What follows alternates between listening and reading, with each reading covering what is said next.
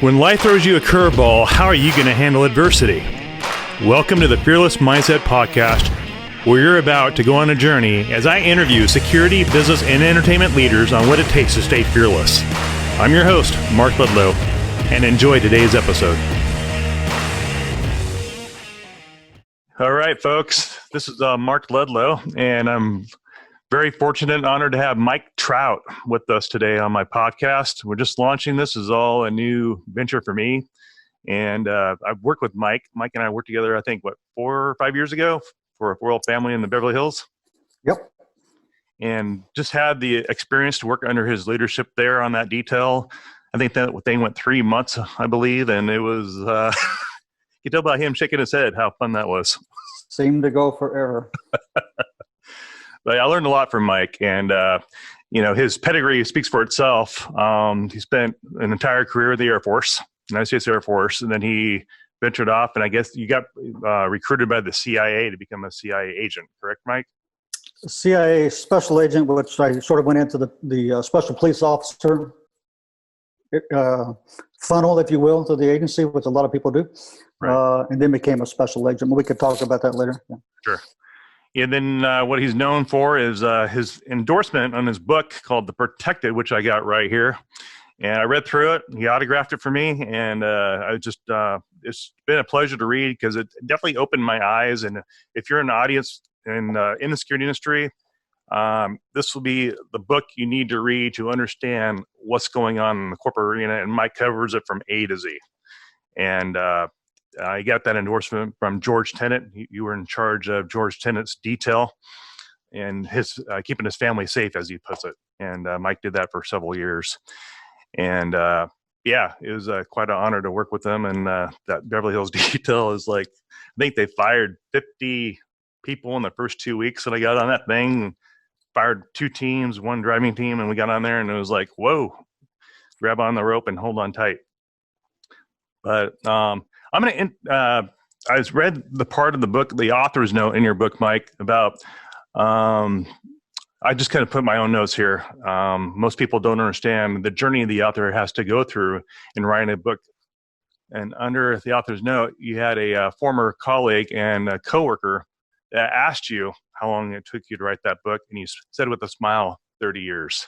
Go ahead and elaborate on that. Mark, thanks a lot for having me on the podcast. Number one, for the introduction. One correction. I was an assistant team leader on George Tenet's protective detail, not the detail leader. A couple of different runs up from myself, but I appreciate that. And thanks again for the intro.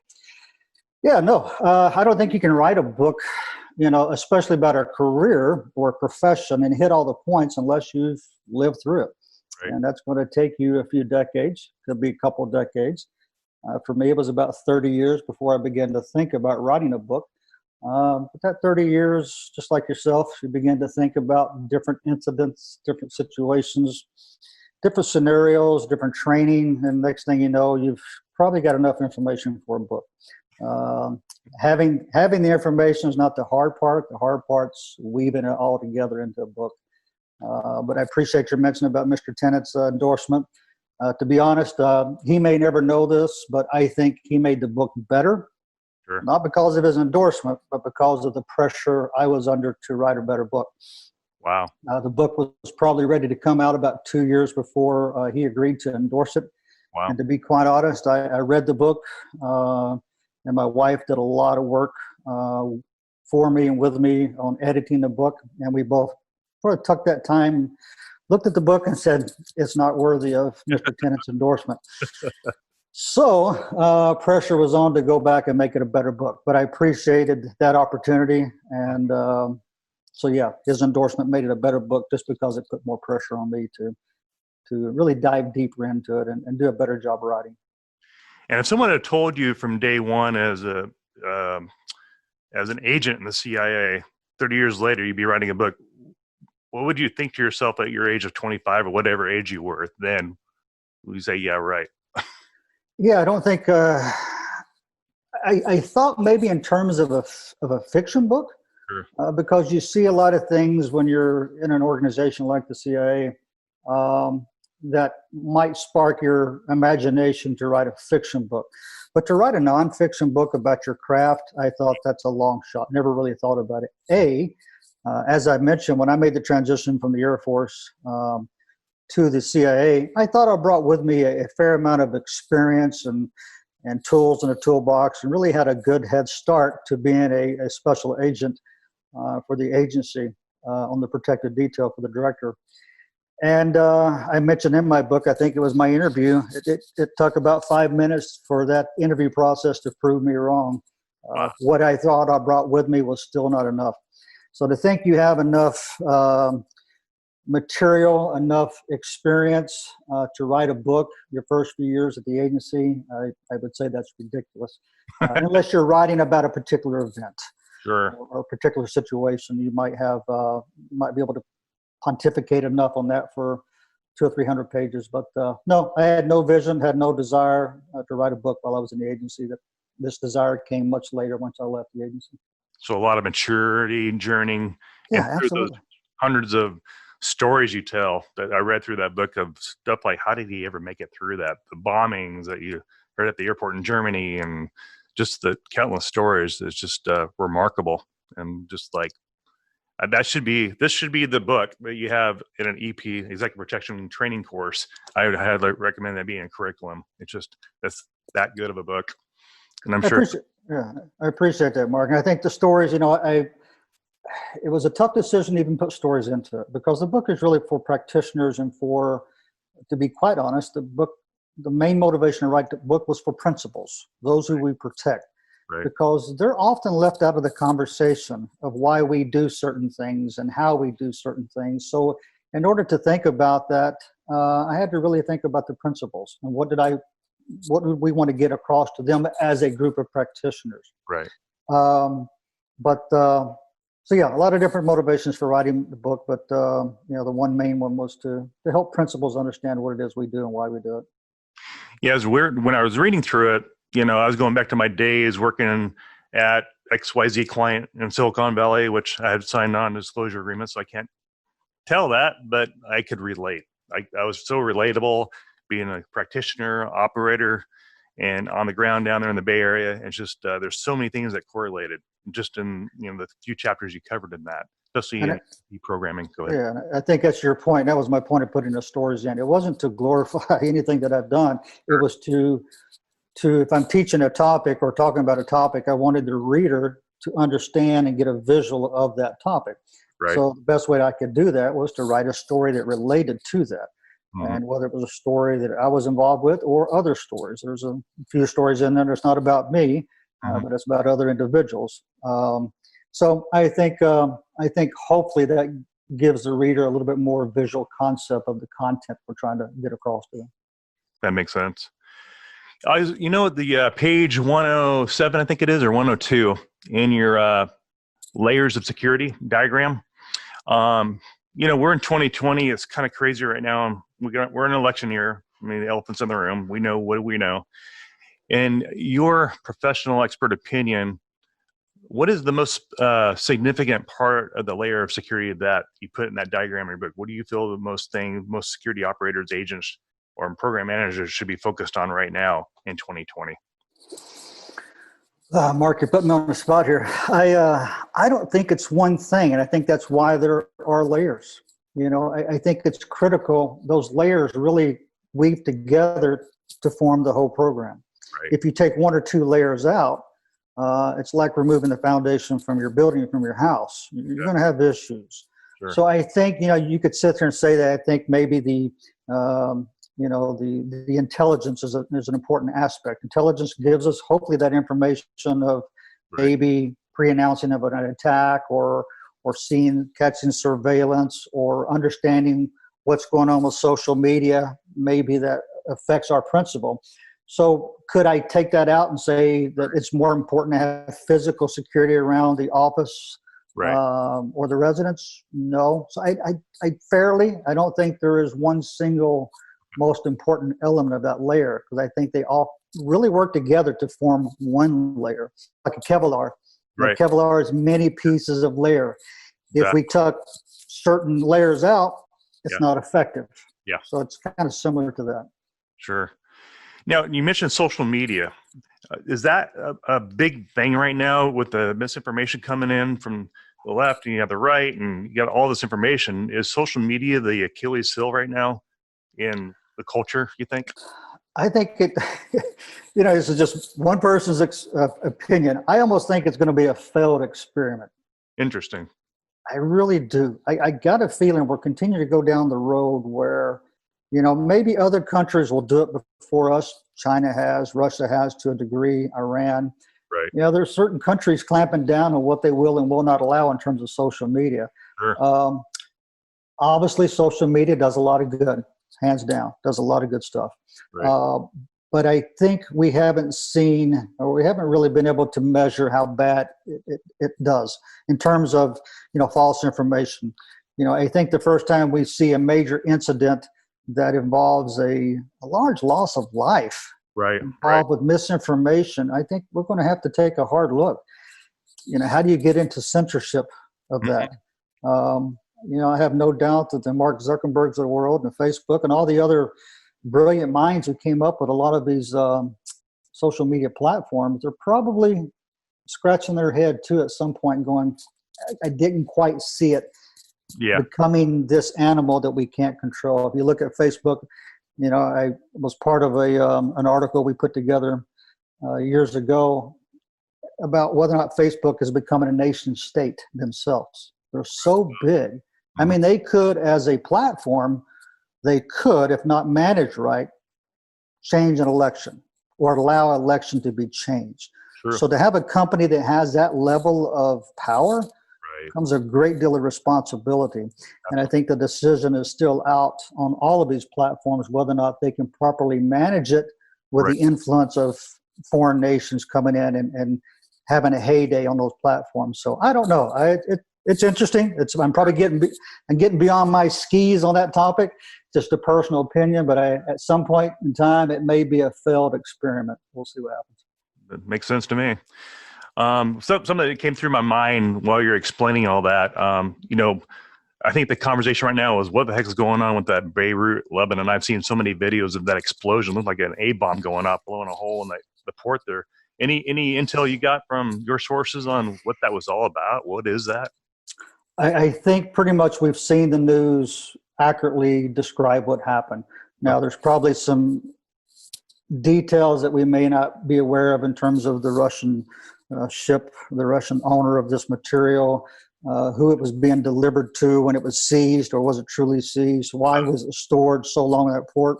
But I do have a friend of mine who did an assessment in that port about a year ago, and he said they highlighted this, and they're not the only ones.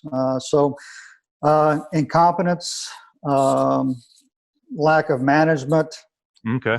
Hezbollah saying, no, you're not moving it. I have no idea. I mean, it'll come out. It'll be interesting to see, and it'll probably be a great book. But it's a tragedy to see what happened in a city in a country that's already struggling, to see that level of an explosion and disappointing and sad. It is. I think anytime you have a loss of innocent life on something like that was preventable, it's extremely sad. Exactly. But I'm sure more will come out. Just got to wait patiently for the information to flow out. Do you think, was that a nitrate? I heard nitrate and explosion and just caused that explosion to blow up like that. I think, from what I understand, it was a fire at a fireworks factory nearby, which again, you put your thinking hat on. Would you ever have that amount of ammonium nitrate stored near anything that was flammable? Probably not in your 1,000 years. That should have either been stored somewhere out in the desert or far away from population, and probably not in those amounts. Right. If you look at golf courses and other different farms that store that material, there's a pretty heavy requirement of how much you can store. You would never be able to store that amount. Right. And this is the reason why. So hopefully this will be an example for other countries and companies to rethink their storage, rethink what's close to it, as we do our all hazard risk assessments of a project or a company. How close is the train tracks to something like this? I can't even imagine the theory of sitting around a table and go, we have a fireworks factory over here, and we have, 20,000 pounds of nitrate less than a half a mile away or probably less than a few hundred yards. Makes no sense. No sense. Not whatsoever. Yeah, I'm going to jump into now your position. You're the Vice President of Global Safety Security at Discoveryland, right? Correct. I just going through some notes, trying to figure out some good questions to ask. And what is the most common request you are receiving to fulfill in your position as Vice President there at that organization? Right now, hands down, is all COVID related for the most part. Okay. For the most part, any operation, whether it's a Fortune 500 company or any company, you got to think about the resiliency aspect. How do we continue to operate in this environment? Right. So there's a lot of changing of hats. I think it was I don't know if it was Mike Howard or maybe somebody posted something recently about, or maybe it's Fred Burton, okay, that as CSOs or VP of security and safety, we probably didn't see this coming, where we'd have to step up and be more involved with helping to understand this pandemic, because most companies don't have doctors or infectious disease part of it. Right. So, one of my responsibilities in the safety component of my role is the medical safety. So I do have a good relationship with doctors and infectious disease doctors to help us understand, because we're in multiple countries and right. we have medical evacuation. So we have a very strong medical program. So it wasn't a strong leap for me to reach out to that group and bring them into the discussion and let them lead us to make some of the critical decisions we have to make regarding our communities, our employees, our operations. So, again, been around long enough, these experiences happens that makes you think about, or makes you still learn. I'm at 57 years old. I'm still learning something new. So a lot of energy. Yeah, it takes a lot of energy to do this. But no, it's probably COVID is still, safety and security is still a big part of what we do. We can't. Right. That's one of my fears now. I think the COVID is somewhat of a distraction. Absolutely. To a large degree of where some of our focuses should be, whether it's in the intel, it's in the law enforcement. Right. It's a concern of mine. We're really, truly focused on COVID. And in my role, I can't be so focused on COVID that I'm not also focusing on the safety and security aspect of my other responsibilities. But it's definitely been a lot of work, that's for sure. I can imagine. A lot of late nights talking to doctors and trying to interpret what they're telling you medically. A lot of Dr. Google, a lot of research. I mean, now we're here. I hear a lot of EP teams are grounded across the country. No one's moving around. What do you see the adaptation of exec protection agent or the practitioner 2020 and 2021, since we're seeing a huge shift and change in the industry and what we've been doing? I think there's two things. If I was back into managing a team, what would you be doing right now then leading into 2021? Training, I'm a big fan of training. Yeah. And training can be just yourself or a couple people. So I don't think COVID stops us from training. Right. If EP teams are not training right now and taking advantage of this opportunity and they're just staying at home and working on a keyboard, you're probably wrong. You're right. You're probably wrong. Because we often complain. That was one of the big complaints I had when I was, with a lot of teams or even managing teams. Guys saying, "I don't have enough time to train." Mike, when are we going to go get to train? Well, now's the time to go train. Exactly. So if you're not training, you're probably wrong.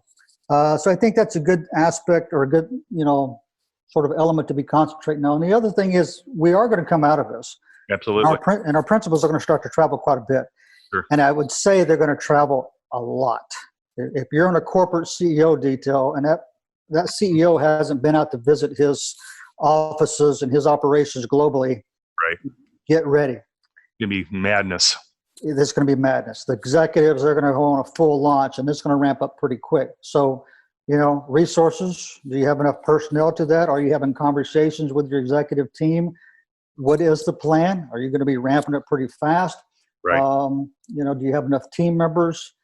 How do we handle the COVID travel? And I think right now we still have probably, in my opinion, another year of some of these restrictions.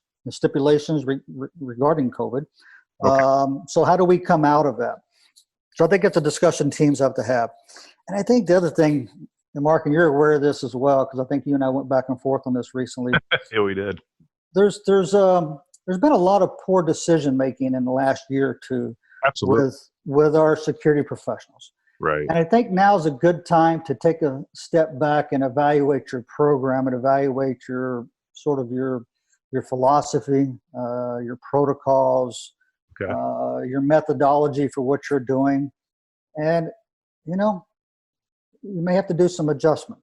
And some of that adjustment may run across your tactics, your procedures, or maybe your ethics. It's all across the board. Okay. And I think that fits into your fearless mindset. Yeah. I thought about that when you were talking about the title of it, and I love the title. I love the topic, fearless mindset. But fearless isn't just your ability to handle a high stress situation. I think fearless also applies into your ability to make good decisions. Absolutely. And so I think your topic, you have a good topic, but there's two topics. There's two parts of that. There's the mindset, which is important. Right. And then the fearless component. Yeah. And fearless is not just EP operators, security, military, first responders. It's also parents and teachers and doctors and construction workers. So that fearless component is a very interesting conversation I think you'll have fun with. Yeah, it's been crazy, just the environment we're in, and everybody's, of course, locked in that state of fear because they don't want to get sick. When's the vaccine going to be made? How about therapies? When's it going to happen? When can we go back to work? Everybody's paralyzed by fear because they don't know if they're going to pay their mortgage or pay their bills, provide for their family. So we're in crazy times in our country. So yeah, thanks for the compliment and the accolades on that. I'm just like, this is all a new venture, and I'm like, you got to recreate the wheel. Everybody's sitting at home, might as well do something. Absolutely. Well, good for you. I'm glad you did this. Yeah, I appreciate that. But I think are we wrapping up there, Christopher? You got one or two more questions. Okay. Yeah, another question I have is, with all your high net worth clients that you have at Discovery Land, how are their security needs changed aside from COVID-19? Are they just all paranoid from COVID-19 and getting sick? Is that kind of the gist of it? If I could generalize that comment, because the same way you have, the non-disclosures and the privacy aspect of it. But I think if I could generalize, it's the uncertainty. I mean, you hit the nail on the head. It's the fear factor. They don't know what they don't know. Right. And if you know one thing, those with a lot of money like to be in control, and they like to have that. So they're in a situation where they're not in control. They can't say, you know what, we're just going to fly to Europe. Well, no, you're not. You're not. We're just going to go to our home in the Bahamas or visit with somebody. No, you're not, because they're not going to let you in. So they're in a position where they have to be almost like everybody else. They may have a big staff that helps them through this pandemic to a degree, maybe not. Right. But I think it's just that fear of the unknown, and how do I change how do I get my head around, I have a lot of money, I have a lot of power, but I can't do what I want to do. So they're just like the rest of us. They're looking to being told no. Exactly. And for some of these people, that may be tougher than you and I, what we're going through. Exactly. Yeah. So I'm going to wrap this up. I know your time is very valuable. If you haven't read this yet, order Amazon. Is that correct, Mike? Amazon's fine. Yeah. And I'm sure he's got a stack of books to sell, but worth the read. You'll learn a ton. And it's been an honor and privilege to have you on my podcast. You're my first one, and you got me over the nervous sector. You do this normally and naturally, so I'm like getting used to this. Mark, you did a good job. And again, thank you. It's an honor to be on your first podcast. And I think as a former Marine, or still a Marine, as you guys say, it would be, we missed the opportunity to kind of give our condolences to the Marines that we just lost down in San Diego on the amphibious training. That's another topic of mine that I find frustrating sometimes. It's the number of good soldiers we lose in training. Absolutely. So and while the training is important and we have to have that sharp skill set, I hate it when we see our soldiers and Marine sailors, airmen, die from a training accident. It's just so unfortunate. So Exactly. I That's really, definitely something I should think about maybe with Christopher, to maybe watching something just of that subject matter. I think so. I think so. But my heart goes out to them, and condolences to them and their family and their teammates. Amen to that. Prayers and hearts go out to them for sure. Sacrificing their lives during training. Absolutely. Mark, I enjoyed it. Thank you, Mike. I'll be in touch. Best of luck to you. You too, brother. Okay. Bye-bye.